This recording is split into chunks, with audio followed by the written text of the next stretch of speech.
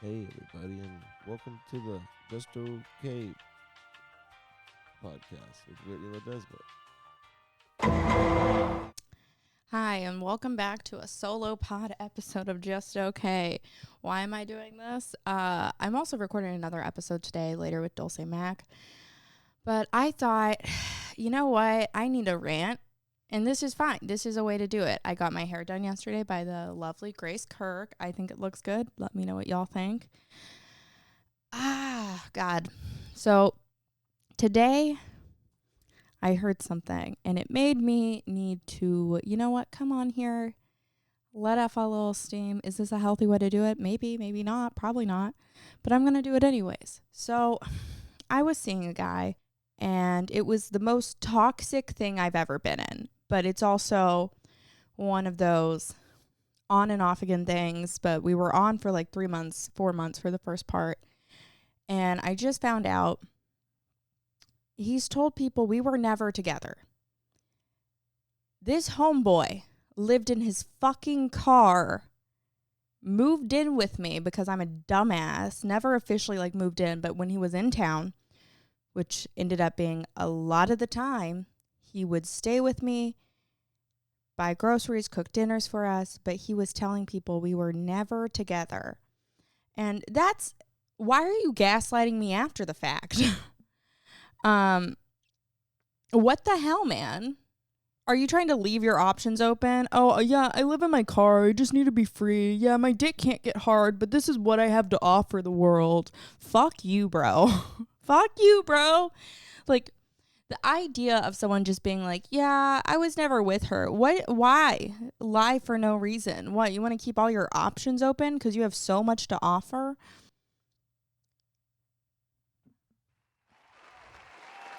I know. That was my TED Talk. I just need to get that off my chest. I know. I'm a champion of women. I never take men seriously or women seriously because at the end of the day, I am good with or without them because I got me. I know. Champion of women today. I'm just being so fucking. Yeah. Yeah. But, yeah. And it took me a long time to get that way because I think I've only dated 2 people. And am I glad that I wasn't a toxic thing, congratulations to myself. I finally did it. Finally found a man who was willing to gaslight me all the time, and that's really cool. That's really cool because I had never had that before. And I know a lot of girls are like, oh, stop gaslighting me. You gaslight me. And I was like, I want that. I want what she has. And now I've had that. And honestly, don't recommend, but if he's not gaslighting you, are you even that pretty? That was stupid. That was not fair to say. I've been trying a new bit recently, telling people I have PTSD. And whenever people ask me about my PTSD, they're like, oh, what? Did you get it from the war? Ew, I'm not ugly. I have PTSD because I'm hot. I'm in the main fight for our country, and I'm just out here serving my cunt. And I lost. So that was my PTSD joke. It's not PTSD from that relationship. That one was just emotionally, draining. And I don't see... The guys I hook up with, I don't see cry. It's like, I feel like I've only seen people I've really dated cry. I saw one guy hook up with cry, and I was like, oh, that's gross. But then, dating you, and I saw you cry, and it's like, I'm not going to leave because of that. I'm dating you. But honestly, what a pussy. Yeah. I've only cried once with the guy I hooked up with, and that was because he was the second guy I'd ever slept with. And for some reason, I think I got my period in the middle of having sex with him. Sorry, boys, grossing you out. I'm a redhead now, talking about my redheadness. My pussy. Yeah, I cried after I had sex with this guy for the first time because he was the second guy I'd ever had sex with, and my boyfriend just broke up with me, and I just got my period in the middle of sex and was like, I gotta stop. But yeah, he was really nice about it. Then he became a little crazy, but after that, he still wanted to see me again. I was like, that's a red flag. I'm like, I would have ghosted my ass. I've been watching a lot of true crime TV shows right now. The Thing About Pam, which is about this woman who killed her neighbor, got away with it, and then ended up killing several other people, but only got charged for one, and she's in life in prison now. It's like this old little like Karen who's just killing people. I'm like,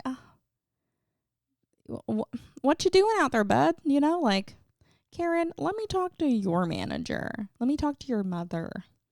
Who I can't talk to anymore because she killed her mother. But yeah, the thing about Pam, it's very interesting. It's weird. My biggest issue right now with all true crime TV shows that like are depicting a story that happened is they jump timelines and they don't really do it well. Because I'll be like, oh, is this present day or back in the past, or is this the future? Like, I can never tell until it's like, oh, okay. So that it's something I'm not good at keeping up with. But it's 422. It's 420 as well, not 422. But yeah. So happy birthday, Hitler. JK, you suck. Hope you're burning in hell, bitch.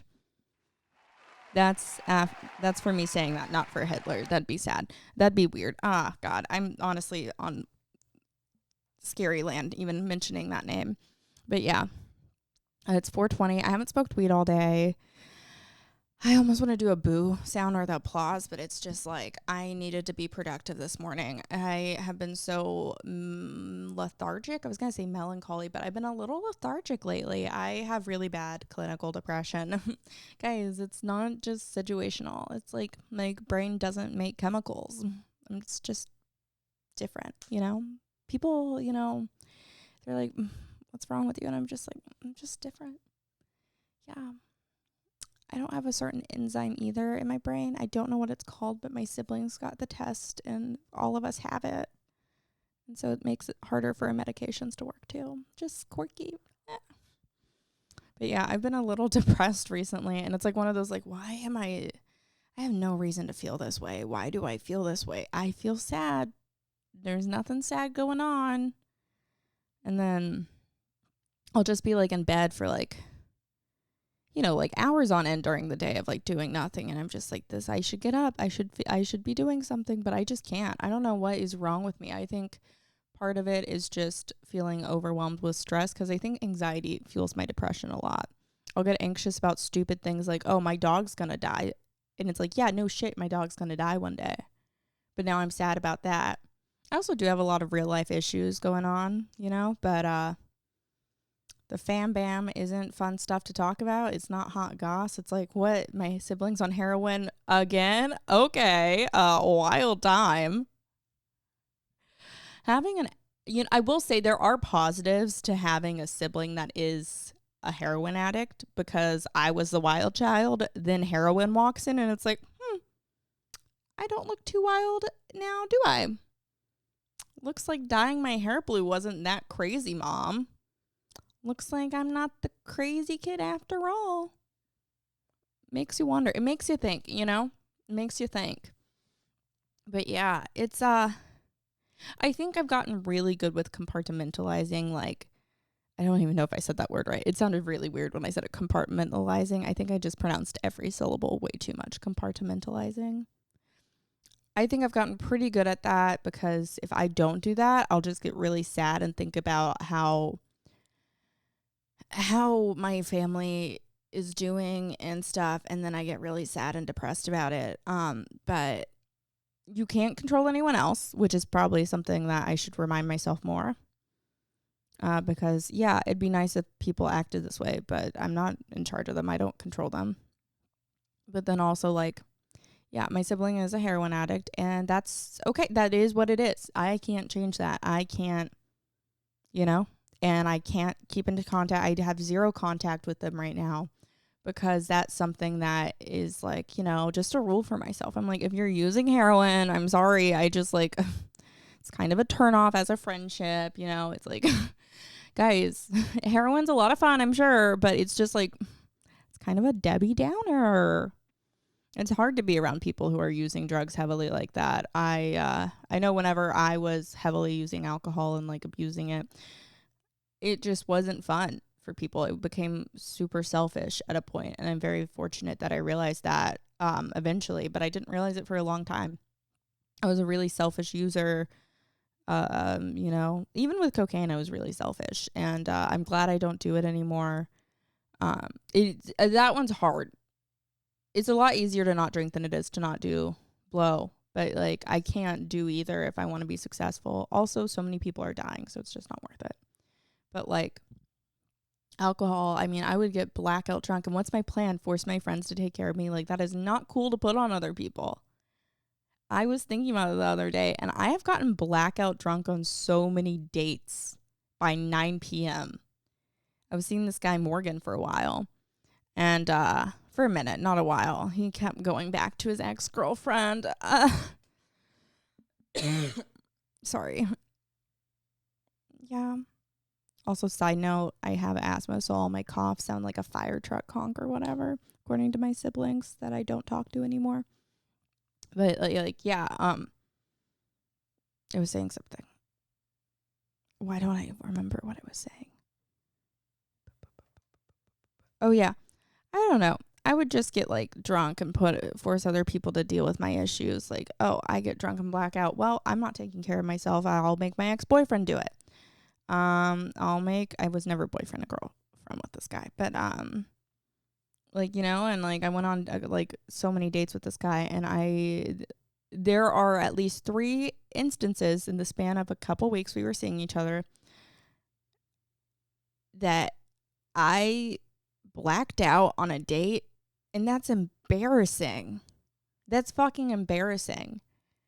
It's not cute to be unable to be, it's not cute to be incapacitated. It's not like, oh my God, look at her. Look at her drooling on the couch with it, like, you know, like, oh, she passed out in the middle of a conversation. So cute. It's not cute. It's embarrassing. I look back and I'm like, why the hell didn't anyone tell me to stop?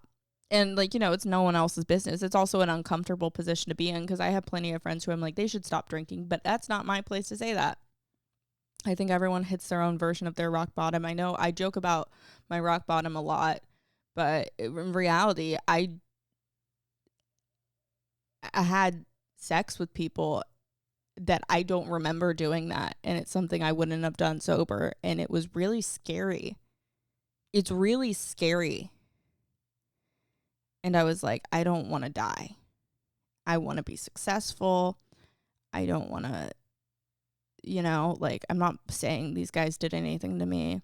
I have been assaulted a couple times, but those weren't it. I just know that I was drinking like it was a competition, and the only person I was trying to outdo was everyone and myself, because I would set the pace for people, and that pace was, let's chug everything we can in the matter of a couple minutes. It's like, you're not even enjoying it. It's just embarrassing to look back on. I'm like, wow, I was so crazy back then, guys. I was so wild. Oh my God. But yeah, it sucks. It sucks. I remember I got blackout so often. I had a routine of like, I don't want anyone telling me what I did the next day.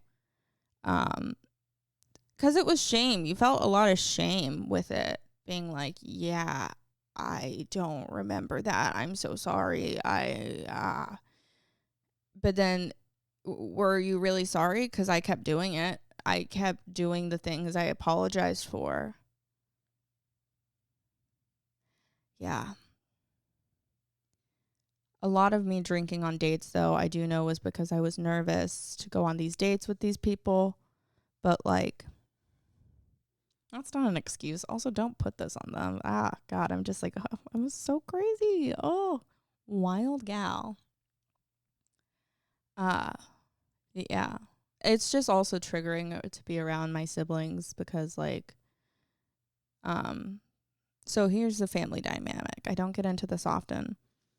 I have 2 older siblings, 1 older brother and 1 older sister, and I don't talk to either of them really. I'm kind of on iffy terms with both of them. For, you know, both of our, it's not because one person, it's because we both, you know, like, sometimes people just don't get along. I think people forget, like, you don't choose your family. Like, they're just given to you, and it's like, some of them suck. Some family members suck. I'm not even technically, like, saying my siblings suck, but, like, yeah. And we just butt heads a lot, and we don't get along. And then my younger sibling is, she is just a mess. She's a mess. She's a heroin addict, and she started using maybe at the age of like 20, 21. And honestly, it's just a really tragic life to see. It's like, I just don't like being around it. It doesn't make me happy. And it's just embarrassing a little bit. It's not that I'm embarrassed that they're an addict. I think being an addict is something that people shouldn't be an embarrassing thing, but it's embarrassing to realize you have a problem and then to continually put people around you through the ringer just because you're being selfish. And that's the tea. But yeah, I don't know. It's one of those things that it is what it is. When I tell people I don't talk to my family much, they're always like, oh, I'm so sorry. I'm so sorry. It's like, I'm okay with it. It's what's healthiest for me and for my life. I know a lot of people are all like apologetic. Society says this, like, like you should be close to your family. You should be close to your parents. I'm not that close to my mother. The only person I'm close to in my family is really my dad. My dad's like my fucking rock. He's amazing. He's such a supportive father. He supports me so much with doing comedy. He's a great person. But he has his faults too. I'm not saying he doesn't, but like, it's just, if your family is hurtful to you, they're not good for your mental health. If they're toxic, manipulative, whatever it is, it's okay to not have a relationship with them. And it doesn't mean forever.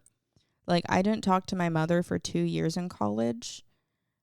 She still got her issues, but it's like I needed that time away for myself to mentally handle myself, to get my shit together. It's just one of those things that I think it's so stupid when people say they're sorry. It's like, no, this is what's best for me. I'm cool with this. I like my life right like this. Like, yeah, it would be cool to have a mother. It would be cool to have siblings I get along with, but I don't have that. Those cards are not on the table, and that's okay. I do have I will say, like, it is funny because my parents never raised us to be really close to our family. My mom wanted us to be close to our siblings, and none of us talk anymore, which is kind of it's a little funny to be like, yeah, y'all should all be close, and none of us speak to each other. That's how it turns out. But like, I was never close to my cousins, and maybe like when I was in college, my older cousin was trying to get close to us. I was like, this is just weird. This isn't natural. Like, it's okay to not be close. Like, it's okay. It's okay for people to not get along. We're all adults. It's okay.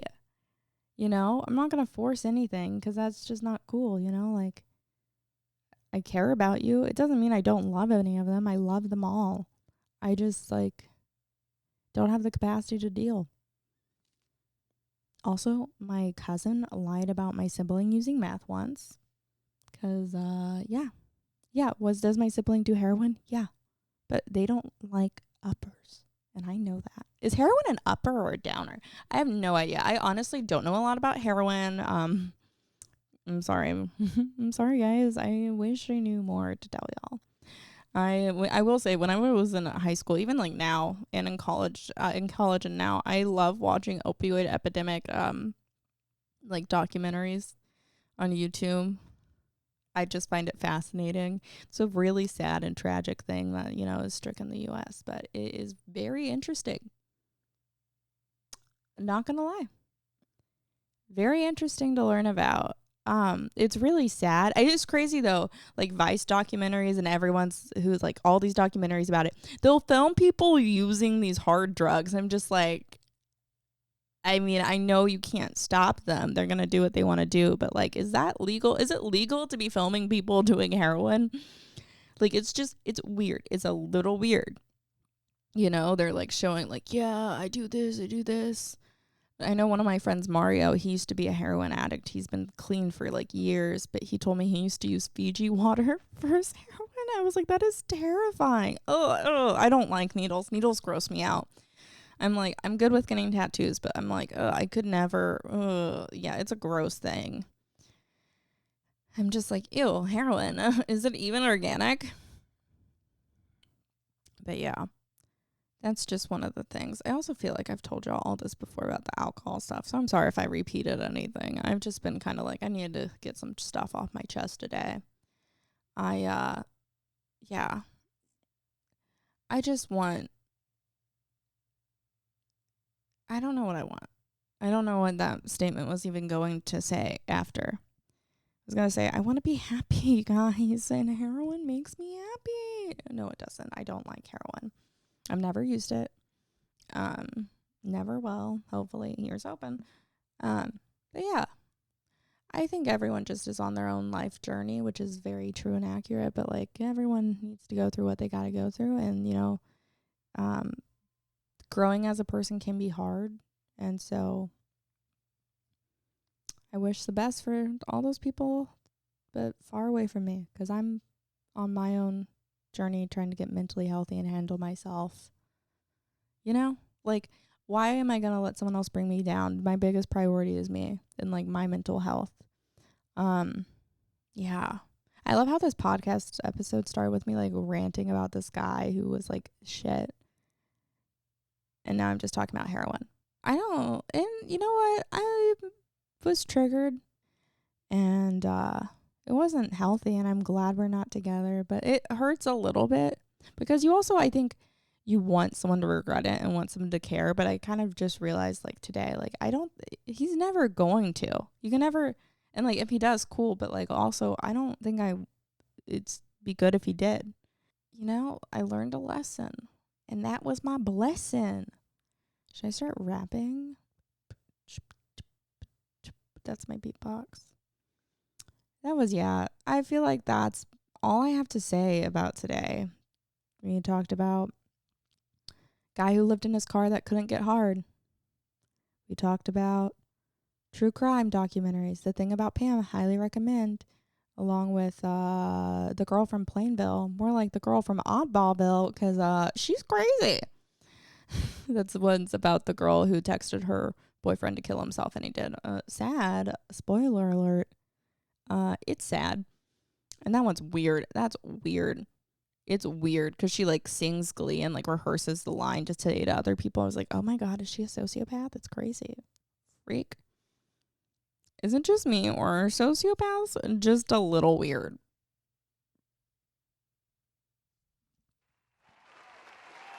I don't know. I think you agree. Thank you. But yeah, I don't know. I'm sorry I keep saying I don't know. And I'm sorry I keep saying I'm sorry. Oh my God. Yeah, it's just where I'm at today. So we talked about that, and we talked about heroin in my family. And you know what? I'm cool with putting that out there about my family because, I do love them. But that's just the way it is. Stating facts. Yeah. Dealing with loved ones who are addicts is really hard. And I think it's part of why I have to have a lot of boundaries to feel safe. I know a lot of people think I'm an asshole, which I can be. I am an asshole sometimes, and I try to be nice, but I have like PTSD. I have a lot of other things. So like I get like people in public and stuff. I'm like very like, I need boundaries. I need to feel safe. I need to feel like I'm safe. That's a really big, safety is a big thing in my life that I gotta have. And drinking wasn't safe. So yeah, I'm sorry if today's episode was really depressing, but that's kind of just where I'm at today. I've been a little depresso, but that's okay because 1, I got my Crocs on. 2, I got my new hair and it looks good. 3, it's 4:20, I'm gonna go get high after this. I haven't smoked weed all day. I'm doing one show tonight, super late, so I'm chilling till then. And then I gotta pick up Sam Lopez from the airport at 1 a.m. and I'm really excited to see her again. So yeah, I'm excited. But I hope all of y'all have a really good day. Thank you so much for watching and like subscribing to this channel. It means a lot to me.